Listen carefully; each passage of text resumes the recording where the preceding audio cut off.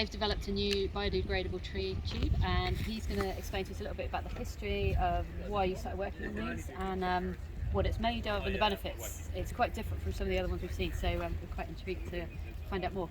Okay, yeah, so Eco Haven was basically an idea in my mind 2 years ago. We are, as a family business, we specialise in biodegradable solutions for construction and landscaping, and a lot of that's to do with silt management and erosion control.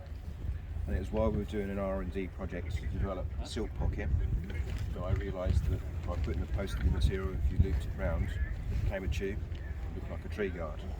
So thanks for our many years of dealing with lots of manufacturers in the industry, we identified a resin that we're using for a biodegradable peg, and realised that that can be extruded and used to make the tree guard material. We focused on the design throughout to make it sure that the environmental credentials are the best that they can be. So what are the tubes made from? So they are derived from sugarcane, which is already industrially converted into bioethanol, and the byproduct of that bioethanol industry produces a biopolymer that we're using once we add a special ingredient to make it fully biodegradable in situ in the field. And you said to me just now there's some benefits of using sugarcane in terms of sort of carbon storage. Yeah, basically because sugarcane is a very efficient sequester of CO2 from field to delivery to your door, taking into consideration all of the manufacturing transport implications. 1 tonne of the Eco Haven Tree Guards traps 2 tonnes of CO2. So, okay, so that's not even carbon negative, it's carbon neutral is carbon negative. Yeah, so that's partly because the sugar cane's trapped it in its fibres. Correct. and then it's stored in the material.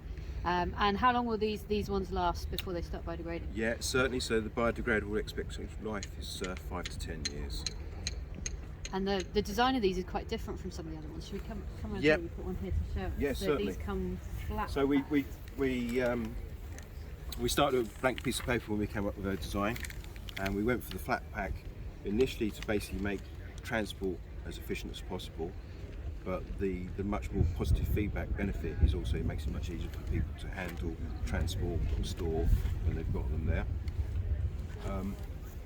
The tube then basically forms by basically there's 3 tabs on the side with slots on the other edge, and these basically just sliding together and lock in place.